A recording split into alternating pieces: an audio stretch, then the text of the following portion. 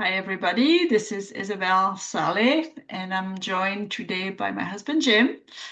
Hello. And hi, we're gonna talk about the lessons that we've learned over the 30 plus years we've been together and how that would apply to a younger person. Let's say if we were starting our career today, what would those lessons for those 30 years, what are the top ones that would benefit somebody starting their career today?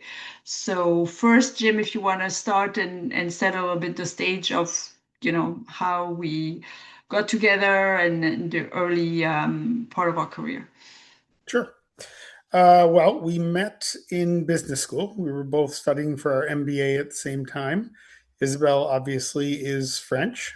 I am American. We got married shortly after business school, so we hadn't been out of school quite 6 months or so, and we got married. And our first child was born a year later, so literally on our first anniversary. Um, when we started, of course, we knew one of us is always going to be on a continent other than the one our nuclear family was on. So we initially started in North America, and we were close to family. Maybe not in the greatest job market at the time, neither the city we were living in nor the general economy at that time. The job market was a little bit weak. So we started out with some student debt and only one of us working at the time because of the job environment, and we bought a house pretty much right off the bat. And we ran into some struggles, some income slash debt struggles early on that caused us to eventually to relocate. And we relocated for job reasons to a bigger city. And actually, because of the job situation, we actually moved a couple times. So in the first few years, we went from one city to another, and then actually switched from the US to Canada. We ended up in Toronto, where we are today.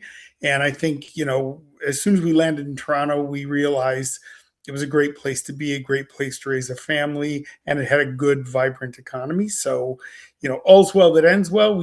We landed in Toronto, but we certainly did go through about 4 years of, kind of upheaval or movement because of the economy.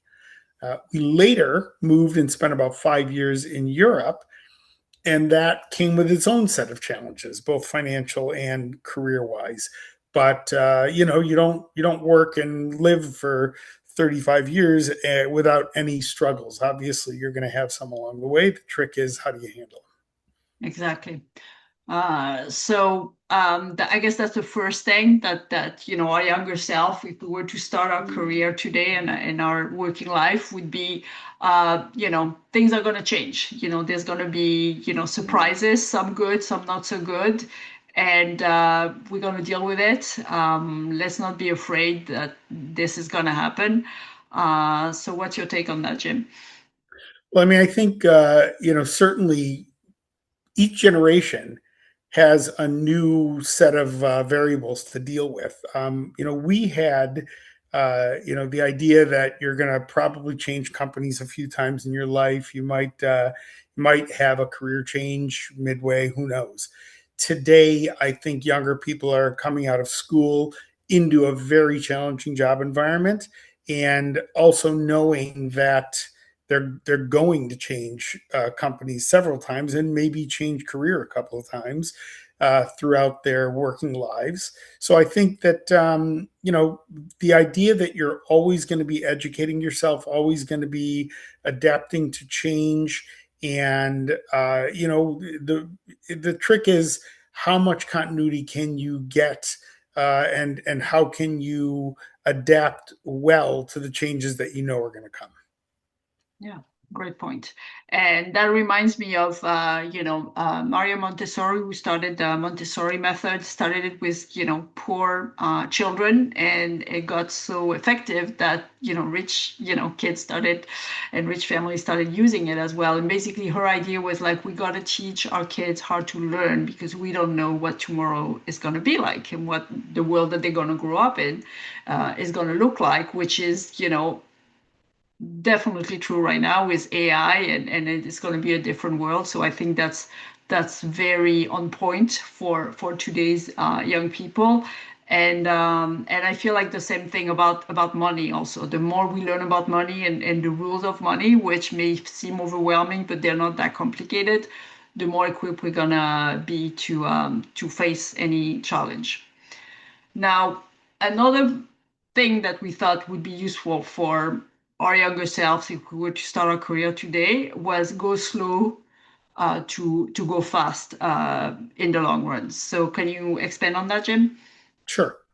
Yeah, I think when you're starting your career, when you're starting your adult life, you've gone to school, you've gotten your formation, whether it's a degree or a certificate or whatever it is, and you're ready to start work. I think a lot of times people are in a rush to start, climbing ladders and making more money and getting better titles, etc. And one of the things I've always told our kids is in the beginning, certainly the first several years, you're leveraging the education you've got, but you're really still in an early learning mode. So, salary, title, position are important for sure, but I think especially early in your career, it's more about what are you learning in your first iteration of your career. So, who are you working with? What are you working on? What will they teach you? I think for young folks, it's really important to get that. Obviously, salary and to some extent, gaining a foothold in the company and having a title in the company matters. But knowing that you're going to change several times in your life, I really feel that it's important that what you're learning positions you well to stay relevant in the market as you progress. Yeah, totally agree. And if we give up, learning and getting, that part out of a job for more money, in the long run, it's not going to be constructive or helpful. And it's the go slow to go fast in the long run is a good segue to the third part, which is start saving early and regularly to, and I don't want to call it retirement because when you're, starting your career, retirement seems like forever, but start saving to buy your freedom and have your financial freedom from a job, from a career, from an employer. So what do you have to say about that, Jim? Yeah. Well, I think, in many ways, it's all about balance. Just as I was saying, like, you've got to have a certain amount of income. You want to have a title at some point. You want to, grow your career, but you also want to be learning. That's a balance. I think when it comes to your finances, it's really a balance of living now because nobody's future is perfectly clear. You always are going to experience change, but it's a balance between living and enjoying your life now and preparing to enjoy your life at every phase. So a young person who's in their 20s or 30s, you don't want to all work and no play. You want to be able to enjoy your life, but you also have to realize that the more money you spend now, the more propensity to spend you have going forward. So very seldom do people spend less, in their 30s or 40s than they did in their 20s. They usually are spending more. So I think kind of controlling the money you're spending now and making sure that you are getting value out of it and enjoying your life now, but also controlling that propensity to consume and also saving for the future because there will come a point in time where you want to have reserves, you want to be able to make your own decisions and maybe even, make a career change for reasons other than simply making more money. Yeah, no, totally. And so to that point, it's called the lifestyle creep, which is, the more money you have, the more you want to, like upgrade your lifestyle.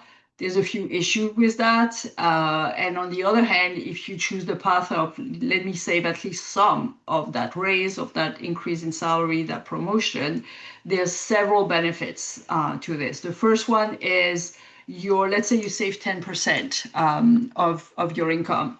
Well, you have this 10% that you don't spend. So should you have a surprise and end up earning 10% more, it won't affect your lifestyle. That's the first benefit. So it's kind of recession proofing your lifestyle.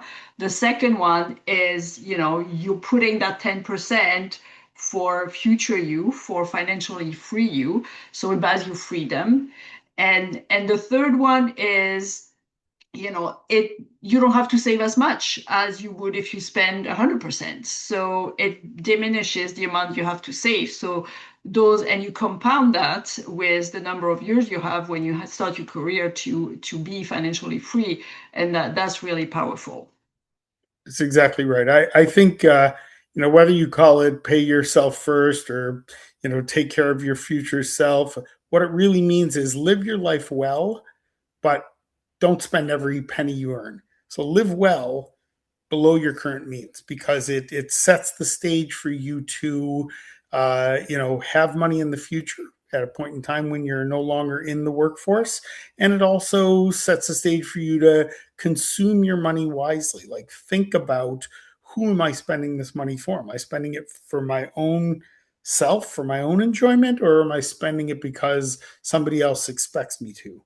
I think it's really important that as you form your networks, your social, your professional networks, the people that we are around, the people that we spend our time with, are a big influence on how we live our lives and how we spend our money, etc. So I think it's really important to choose your friends or choose your network connections well, so that you are not being exposed to pressure to spend money that you don't have, or to do things, take vacations or purchase things you don't necessarily really want.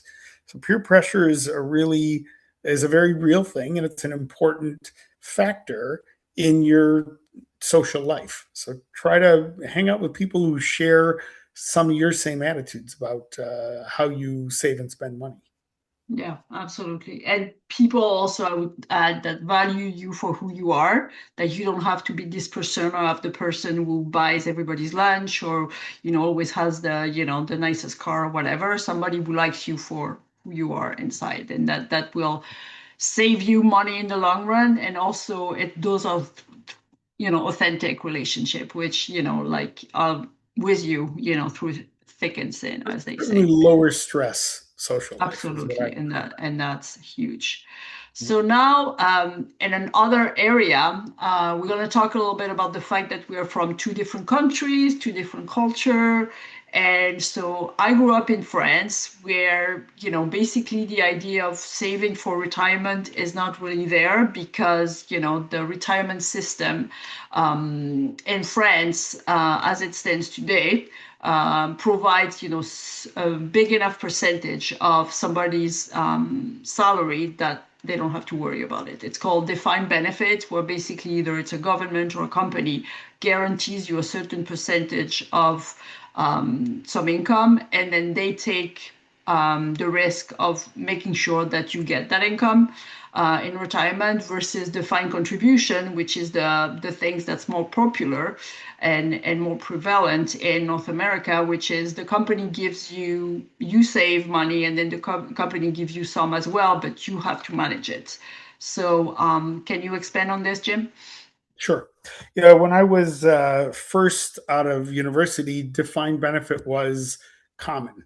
So the company I worked for, the company my father worked for, very often government job. In fact, government jobs are very often still defined benefit. And what that means is you work your job, you earn a certain amount of money, and at the end of your career, you've reached a level where they will continue to pay you some percentage of that. But shortly after I came out of university, it changed. And, those defined benefit programs started to become less and less common, and they started replacing them with contributions to your retirement account. So you would have a retirement account that you're saving into from your pay, and then they would match some percentage of it. So, for instance, you might save 6% pre-tax, and then they would give you another 3%. So it's almost like extra income.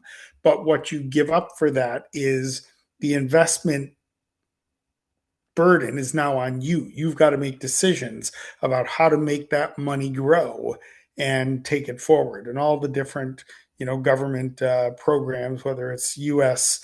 IRAs or Canadian RSPs or whatever they are, that's all on So there's a bigger burden of understanding how you build a retirement than there used to be. And certainly, you coming from France, the idea of saving to you meant don't spend as much. The idea of saving to me meant put money aside and invest it.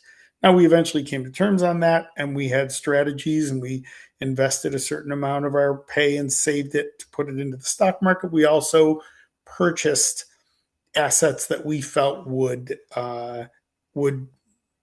pay us back, and real estate was obviously one of those. Yeah, yeah. And so that highlights a fact, like for people who are in relationships, and as hard as it can be to talk about money when you're two people, and it may sound okay, we come from different background, we have different ideas, and we're gonna clash. But if you decide to talk about money and go, okay, we want, obviously, I should say, hopefully you want the same thing out of life, out of, the later part of your life. And so you come at it from different direction, but by deciding to talk about it, you bring different perspective, and overall it works well for the couple. I would say better. I feel like it worked better for me by being in couple with you than if I had tried it on my own.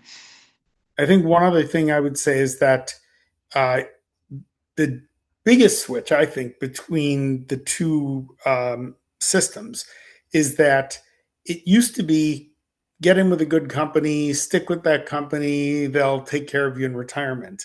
Today, it's, you know, get the right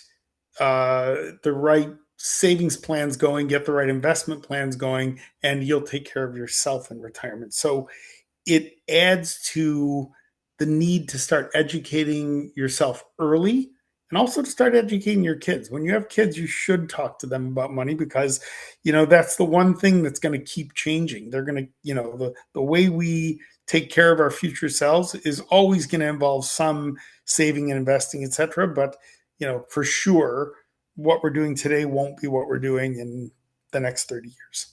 Yeah, absolutely. And that brings us to the next point, which is the value of getting a fee for service advisor. So somebody who gets paid to give us, advice on how to manage our money, versus if you go to a bank, they'll have financial advisor, but they're paid by the bank, and they're paid to make profit for the bank. So a fee for service advisor, a good one, and there's a lot of good one out there, will inquire a lot. We'll do a full interview. What do you really want? What each one of you, if you're a couple, what you want, and if you have investment in different country, they'll take that into account, and have a plan so that you achieve what you really want in life. Do you want to talk Including about that? tax strategies if you have Yes. assets in various countries. Yeah. I think it all starts with one question. Anyone who is going to be giving you advice on any level, you need to understand how they make money, Hmm. because if you they are bound by law to answer that question, obviously, rather to answer that question honestly. So if you ask an advisor who works for a bank, tell me exactly how you get paid and how you make money. If they make money on every trade, then you're going to know that. And that means they're going to sometimes be giving you advice to make a trade, maybe because it's good for them as much as it is good for you. So, when we talk about fee for service advisors, we're really talking about people whose only source of income is the fee that you pay them.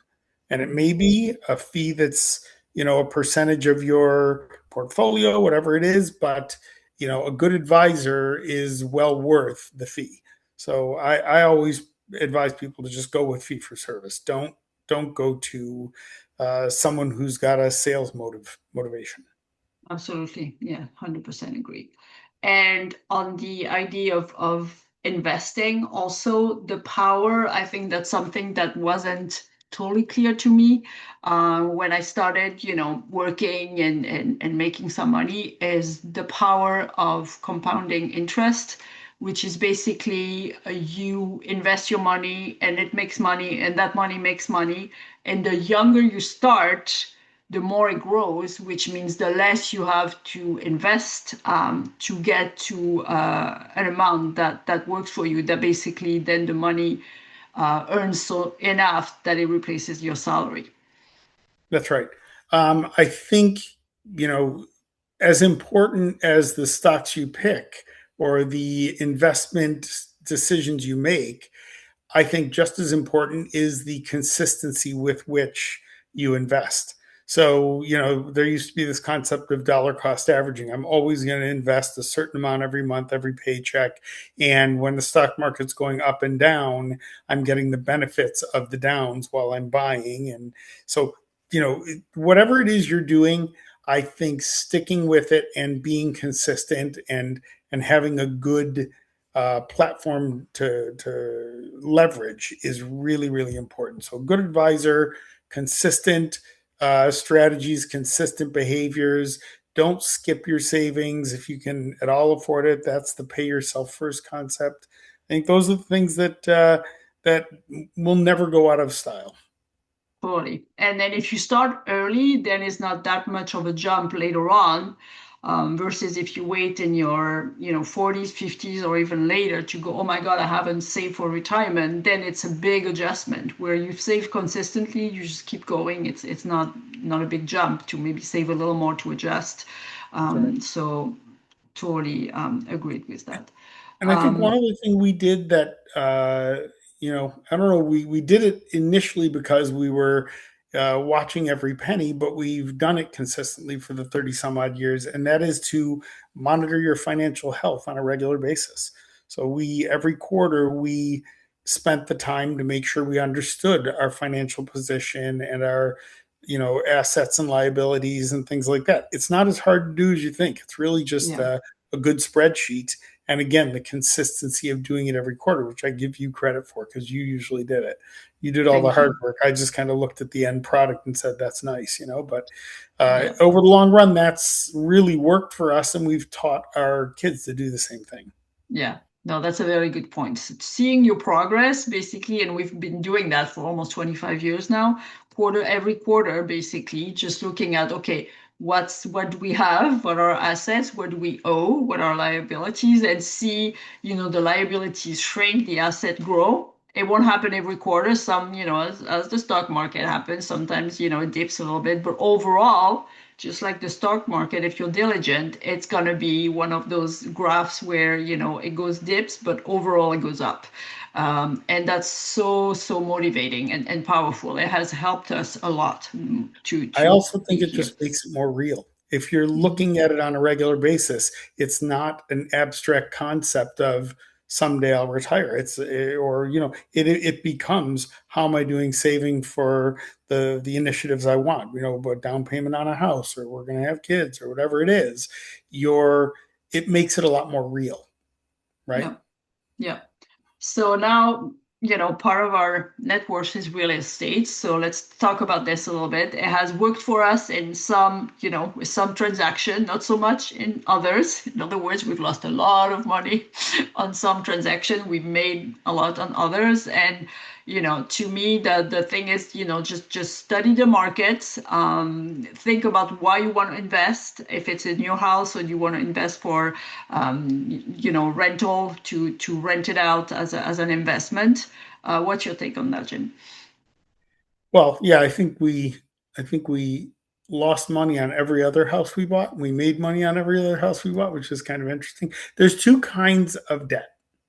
There's the debt you take out for your primary residence, two kinds of real estate debt. Primary residence versus investment real estate. And I think, frankly, one is good and one is bad. The debt you take out for your primary residence needs to be, paid off in a consistent and focused way. So you know it's better if you can get to a point. It's a stress reliever to not worry about having to pay your primary residence, your Mhm. mortgage. And nobody wants the threat of having to sell their house precipitously or get out of it. So, you know, for a primary residence, you really want to look at paying it off to the point where you could get out of the mortgage at any point in time. That way, you have the security on your primary residence. For investment real estate, that's a little bit of a different calculation because, you know, you can sell an investment real estate without having to move or without upending your life. So the idea that, you know, you're going to leverage yourself a little bit to purchase those, as long as the leverage is limited to the property you're buying, that's okay. So that's actually a way of making debt work for you because otherwise you wouldn't buy that property. So generally speaking, we bought investment real estate that we felt, you know, we could live in ourselves or we could rent to family members. It's a slow growth sort of thing. You don't make a big killing on investment real estate, but if you look at it over time, the property, at least to a large extent, purchases itself over time. You might be investing some, but nowhere near as much as the leverage you're getting or the equity you're getting. You know, real estate markets cycle over time. So, you know, if you bought a property a few years ago, you're holding it right now, you can't sell it or you don't want to sell it, that can be rough. So, you know, those are the things to consider. However, in a down market, you know, you keep your eye on the market. And if you feel that, you know, the fundamentals are starting to get better, your real estate agent would usually have a way of monitoring that with you. Then, you know, down markets can be a great time to purchase a property. Yeah, So yeah, absolutely. And when you were talking about that, it made me think that we were always careful to have a little bit of buffer, so not go all out in investing and you know just be ready if the market turns or if you know God forbid one of us loses their job or something like that, that we have enough money to get us through the next one. And that's a huge that was very important to me. I'm sure to you as well. And it brings me to the other part, that the other lesson for our younger self, if we were to start a career today, is the emotional side of money and how we feel about money, how we behave with money has way more impact in the long run than what type of investment we choose to put our money in. And so the sooner we understand our thinking and is it working for us or against us, and the reason behind it, and is it still valid or not for you know the next few years, the sooner we understand that and manage it, the better it is for our finances on the long run. What's your take on that? I would say if you looked across society, across the population, Mhm. and ranked the sources of anxiety that we have as a nation, probably money is number one. Maybe I don't know, certainly in the top two or three. Mhm. So anxiety from financial stress is a killer. It's really bad for you. And why not, while time is on your side, uh, adopt a strategy that lowers money anxiety over time rather than creates it? So when I say live well within your means, I'm talking about managing the stress that comes from not paying attention to the Mhm. financial side of your life, right? So, you know, it's odd to talk about emotion where finance are concerned, but the reality is we make emotional purchases all the time. We spend money emotionally all the time, whether we realize it or not. So, recognizing that and trying to deal with the emotions before you write the check or before you make the commitment, you know, yields a lower stress, lower level of stress for your financial well being over time. So, I think pay attention to those emotions and deal with them before you make financial decisions that could cause you stress over time. Totally. And I have an example, like two kind of opposite example. Somebody I know who was telling me I have to spend money to be happy. spend on whatever, go shopping, which is, okay, what's behind that? Because that whole sentence, I have to spend money to be happy, there's something there that's definitely emotional.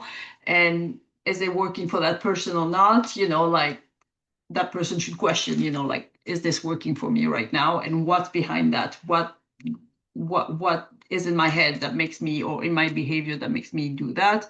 The other side is the way I was for the longest time, going, I don't want to spend money because we don't have that much, and like there's so many other things to do, and then putting myself last, even as our money grew and we could do something, and then I'm like, well, what are we saving it for if we don't spend it? Mhm. And if I don't, like, it's a little bit of money is okay, like, so learning, like, what's behind that? Why don't I feel like I can spend money even though I have it?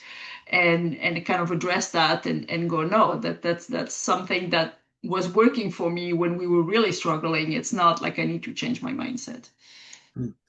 Yeah, I would say that again, that's the balance we're talking about. It's like, are you going to control your money or is your money going to control you? Now, you controlling your money does not mean you never spend a penny. Like life is about experiences. Life is about the people you're with and making best use of your time. But again, it's the balance of doing the things that you truly want to do with your money, as opposed to spending money out of a feeling of obligation or out of peer pressure, whatever it is, and then later feeling the stress that comes with not having a stable financial footing. Yeah, yeah, totally. So the last one that I had on my list was, learning to say no about money when we feel the pressure to say yes is, again, has way more impact than choosing the right investment, because, the more we say yes when we meant no, the more that affects our money and our wealth. So do you want to talk about that, Jim? Yeah. So, every no, there's a yes behind it. You're saying no to something, you're saying yes to something else. So the real question is, why, what compels me to say yes or no? What compels me to make a decision? And am I deciding something because of some pressure that comes from outside of myself, or am I deciding something because of what I truly want or feel or need? So I think that if you learn to make the decisions that satisfy yourself, don't worry so much about what other people think about it, because at the end of the day, you're the one who lives with that outcome. Totally. Yeah, that's a big, what do you really want, and like, if you could have the life you wanted, what's important? And very often we find that it's not something that's super expensive in the end. So focusing on that, and then adjusting our money and our, way of life to that, to get to that. So that's about, the biggest point for me. Is there anything else that you would want to add to that, Jim? Uh, well, I think just in general, early on, it's about patience and consistent behavior. Like if you're staying relaxed about your finances, but consistently paying attention to them, I think you're positioning yourself much better than if you do things reactively and then live with the outcome because you didn't think of it before you made the decision. Okay, thank you. Yeah, great point. Well, thank you so much, Jim. That was very, useful to reflect on that for, I think, the two of us, and hopefully for the people, listening or watching. And we'll see you on another other episode, hopefully. So bye for now. Take care. Bye.